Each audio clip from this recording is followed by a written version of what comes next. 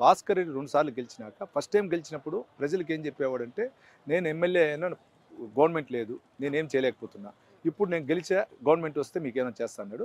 గెలిచాడు. మన సీఎం జగన్మోహన్ రెడ్డి గారి కుడి భుజం, వాళ్ళ ఫ్యామిలీకి ఎడం భుజంగా వ్యవహరిస్తున్నాడు. కానీ ఎక్కడ కానీ ప్రజలకు అందుబాటు చేయాల. ఇక్కడ అవినీతి అనేది పుష్కలంగా చేస్తున్నాడు. ఎర్రచందనం నుంచి ఎర్రచందనం ఇక్కడ తిరుపతికి పక్కన ఈ చంద్రగిరి నియోజకవర్గం ఉంది. ఇక్కడ తిరుపతి నియోజకవర్గానికి సంబంధించిన గ్రావెల్ కానీ ఇసుక కానీ ఇక్కడి నుంచి వెళ్ళాలి ఈ చంద్రగిరి నియోజకవర్గం. దీనికి సంబంధించి ఒక మాఫియా వాళ్ళ కుటుంబమే చేస్తుంది. అదేవిధంగా ఈ తిరుపతిలో ఆనుకున్నటువంటి రూరల్ మండలంలో మఠం ల్యాండ్స్ ఎక్కువ. ఆ మఠం ల్యాండ్స్ కూడా ఆక్యుపై చేసుకునేది భాస్కర్ రెడ్డి. అదేవిధంగా ఇక్కడ మేజర్గా యువతకి ఆ రోజు నేను ఉద్యోగాలు ఇస్తాను, ఇంతవరకు ఒక్క యువత ఉద్యోగం వెళ్ళా, ఒక పారిశ్రామిక రంగాలు. కానీ ఇండియాలో ఎవరు చేయనటువంటి ఒక పారిశ్రామిక రంగం, ఒక ఇండస్ట్రీ తెచ్చాడు చంద్రగిరికి.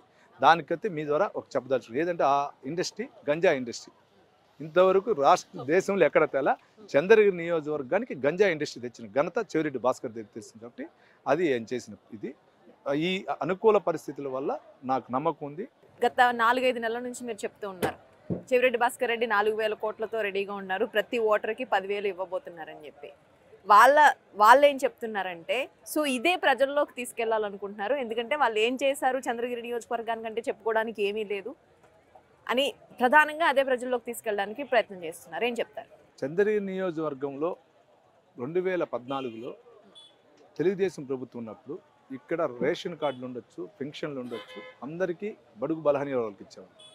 ఈరోజు మీరు చెప్పిన విధంగా 4,000 కోట్లు కాదండి, సుమారు 5,000 కోట్లు సంపాదించారు. ఎవ్రీ మంత్ ఆయనకు ఆదాయం వచ్చి 50 నుంచి 70 కోట్లు. అది రాష్ట్రంలో ఉండే వైసీపీ నాయకులకు కూడా తెలుసు. అంటే ఎవ్రీ మంత్ నేను చెప్పింది వచ్చి ఆ మాట 6 మంత్స్ బ్యాక్.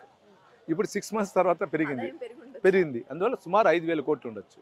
5,000 కోట్లు పెట్టుకొని ఈరోజు ఆయన మాటకు వస్తే సభల్లో ఏమంటా అంటే నా సంపాదనలో 30% లేదా 70% నేను ప్రజలు దానం చేస్తున్నా అంటాడు. నువ్వు ఎక్కడ దానం చేసావు? నీ ఆస్తి ఏమి ఇచ్చావు? వాచ్ ఇచ్చావు. ఫస్ట్ స్వీట్ ప్యాకెట్ ఇస్తాడు. స్వీట్ ప్యాకెట్ హోల్సేల్గా కొంటే 50 రూపాయలు 70 రూపాయలు. వాచ్ హోల్సేల్గా అజంతా వాళ్ళు దర్శనాలు చేయించావు, వాళ్ళు ఫ్రీగా ఇచ్చారు నీకు వాచ్లు. నిన్న ప్రెస్టేజ్ కుక్కర్లు అన్నావు, ప్రెస్టేజ్ బ్రాండ్గా పేరేసి నువ్వు బయట నుంచి తెచ్చావు. Cooker cost 600, 700. నువ్వు ఇచ్చేది ఎంత, నువ్వు చేసేది ఎంత? అంటే ₹1 సంపాదనలో ఆయన 10 పైసలు ఇస్తున్నాడు. ఆ 10 పైసలు కూడా ప్రజల సొత్తు. ఇప్పుడే మీరు చూడండి, ఇప్పుడు వెళ్ళింది గ్రావెల్ టిప్పరు. ఆ టిప్పర్ టిప్పర్ కాస్ట్ 20,000. 20,000 ఒక రోజుకి ఒక టిప్పర్ 20,000 అంటే ఒక టిప్పరు ఒక రోజుకి 5 టిప్పులు తిరుగుతుంది. ఈ విధంగా 10 నుంచి 15 టిప్పులు తిరుగుతుంది. అంటే ఒక రోజు ఇక్కడ ఆర్సీపురంలో గ్రావెల్లోనే 2 నుంచి 3 లక్షలు. 4 హెక్టార్లు లీజ్ తీసుకొని వాళ్ళ కుటుంబ సభ్యుల పేరుతో బినాముల పేరుతో తీసుకొని 15 హెక్టార్లు కొట్టారు. దాన్ని మైన్స్కి రిపోర్ట్ ఇచ్చాం, అధికారులకు ఇచ్చి ఎవరు యంత్రాంగం పట్టించుకోవట్లేదు. అదేవిధంగా ఓటుకి 10,000. ఓటుకి 10,000 అంటే నేను ప్రజలకు చెప్పేది ఏమంటే చంద్రబాబు నాయుడు గారు మాకు అవినీతి నేర్పిలేదు, ప్రజల కష్టాలు తెలుసుకోమన్నాడు, ప్రజల కష్టాలు తీర్చమన్నాడు. మేము ఆ విధంగా వెళ్తున్నాం. ఈ వ్యక్తులు ప్రజల కష్టాలు మాకు అవసరం లేదు, మేము అవినీతి సంపాదించే తృణమో మీకు వేస్తాం, పన్ను మేము ఇస్తాం, మాకు ఓటు ఏంటంటే దానికి నేను చెప్తున్నా, ఓటుకి రేపు 5,000 నుంచి 10,000 ఇస్తాడు, మీరు తీసుకోండి అమ్మా మన డబ్బు.